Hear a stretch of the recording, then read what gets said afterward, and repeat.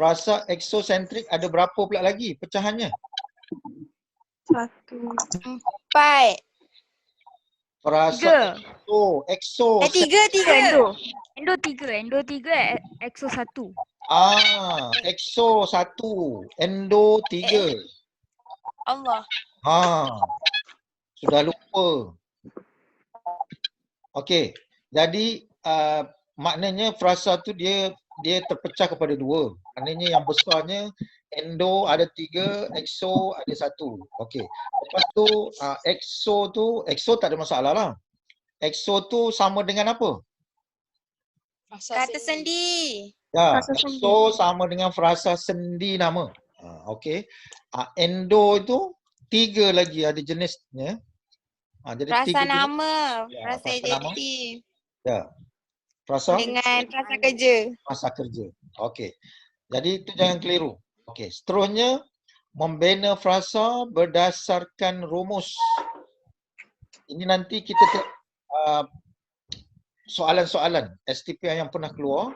Dia memang suruh awak bina frasa berdasarkan rumus dengan betul. Rumus tu dia dah bagi dah. Contohnya kata penguat tambah kata adjektif tambah kata penguat lagi. Jadi maknanya itu dia punya rumus ataupun binaan dia. Okey. Jadi nanti kita akan lihat dan juga kita boleh bincang nanti yang soalan Dini bagi tu sebenarnya itu yang kedua tu, mengenal pasti rumus frasa dan unsur yang membina frasa. Okey, jadi ini tadi 2, frasa endo, frasa exo. Okey. Kalau frasa pula dia ini yang biasanya kita secara umum kita kata frasa tu ada 4 lah. Tapi dalam tata bahasa asas dia pecahkan endo, exo. Dan awak kena tahu frasa sendi nama tu yang keempat tu memang frasa exo. Okey, tapi sebenarnya memang ada 4. Cuma dia terbahagi kepada 2 yang besar.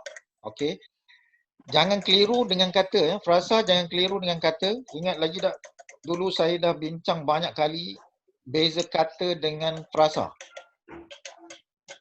Okey, ada siapa boleh bagi komen apa beza kata dengan frasa? Bagi pendapat. Kata dan frasa. Kata tu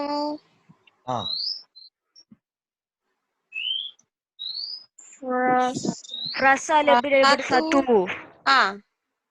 Frasa tak ada subjek, tak ada predikat. Frasa tak ada titik. Apa pula cerita titik pula ni? Frasa tak ada main titik-titik, itu klausa. Ini dah lupa, tak ulang kaji lah ni.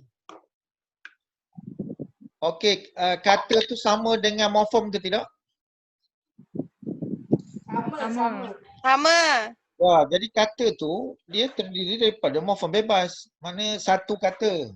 Okey. Tapi kalau frasa, dia boleh tak jadi daripada satu kata atau lebih daripada satu kata?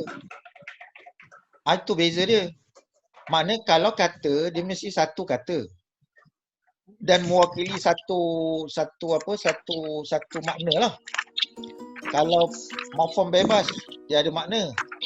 Okey, kalau frasa dia boleh jadi juga satu tapi dia berpotensi untuk diluaskan. Contohnya kalau dalam ayat kan, kalau dalam ayat subjek dia satu perkataan, predikat dia pun satu perkataan. Jadi ada awak kata perkataan yang pertama tu perkataan dalam ayat. Kalau dalam ayat awak kata itu frasa. Contohnya Anis duduk. Okey. Anis duduk. Kalau kita lihat rumus dia memanglah Anis tu kata kan. Tapi apabila Anis duduk ada titik, maknanya Anis tu sudah jadi frasa. Sebab dia subjek. Duduk pula predikat. Satu kata juga. Jadi maknanya itu beza kata dengan frasa. Kalau dalam ayat satu kata boleh menjadi frasa. Dan frasa tu berpotensi untuk dikembangkan, diperluas. Okey, tu ulang kaji ya.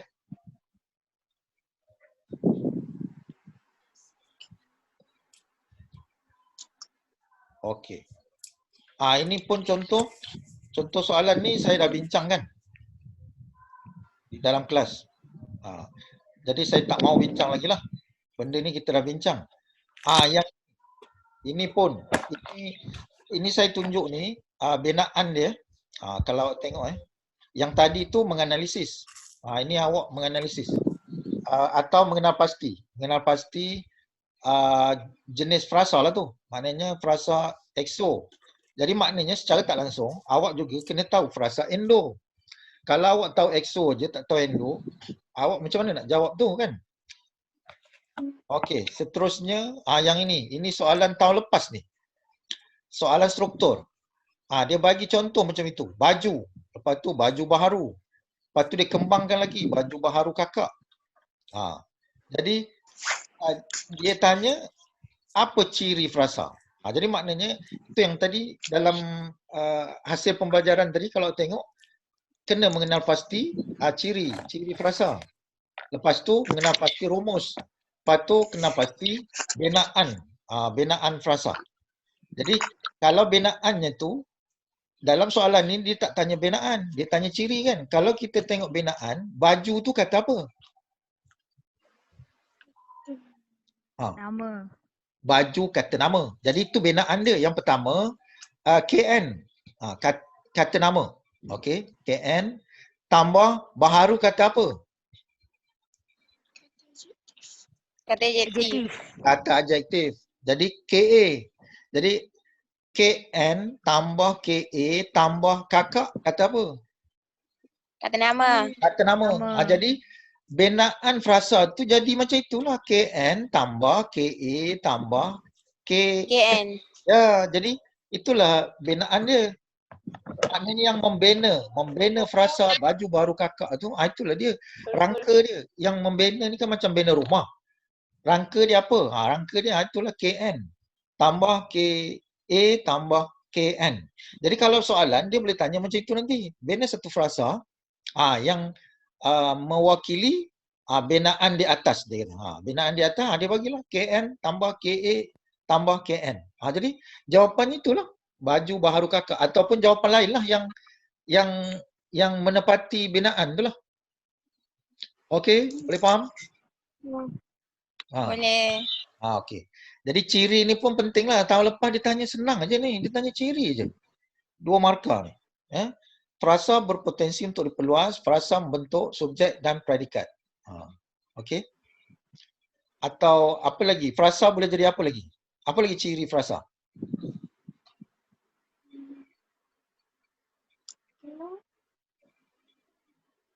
Ada yang buka buku boleh tengok nota. Apa lagi ciri frasa?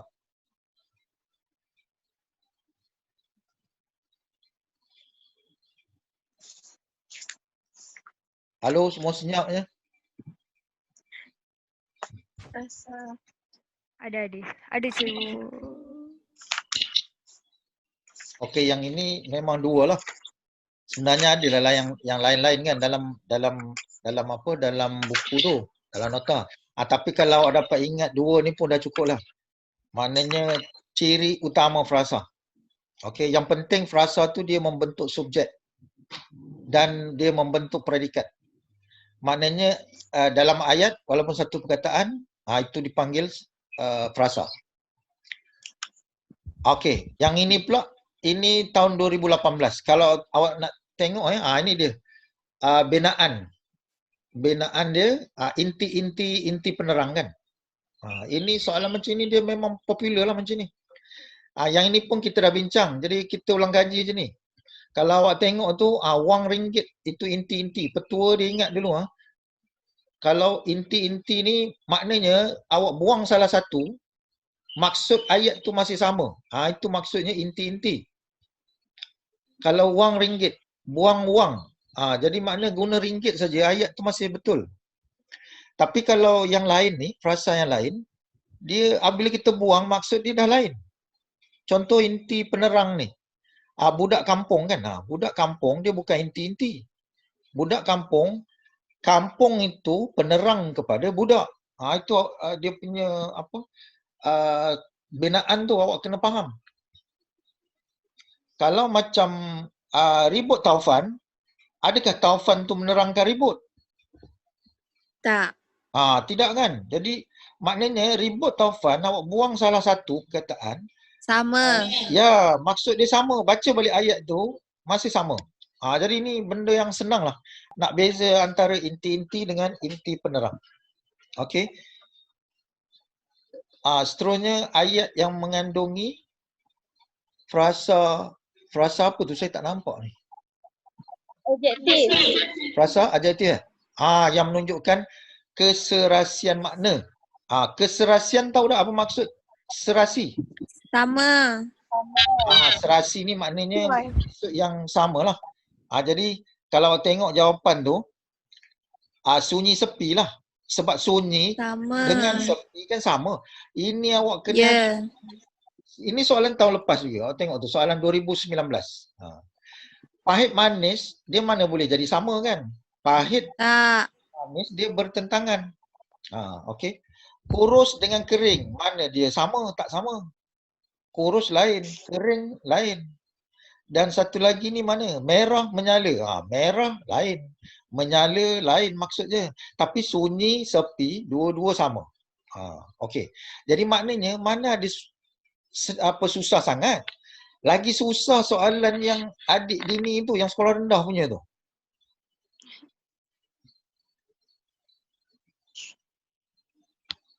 Okey.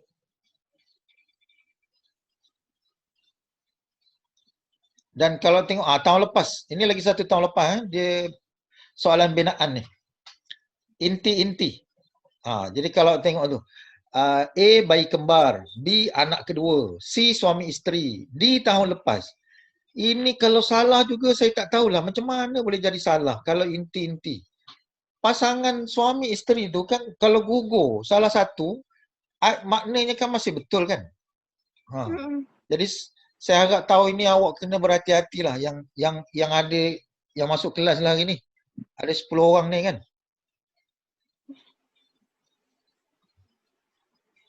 Halo, semua dengar ke? Dengar cikgu. Dengar. Okey, bagus. Bagus juga. Tak ada banyak sangat tanya. Nanti kan saya bagi satu-satu seorang-seorang peluang untuk tanya. Sebab kalau semua nak bercakap pun tak boleh juga kan. Ramai-ramai jadi siapa nak dengar. Okey, jadi kalau soalan macam ni kan, awak uji dia je dengan cara awak potong je salah satu perkataan. Kalau bayi kembar, potong bayi dah jadi kembar aja. Mana boleh kembar saja kan. Sama juga dengan anak kedua. Kalau anak kita potong, dah tinggal kedua je. Jadi tak boleh lah. Senang sangat lah. Jadi petua dia memang mudah.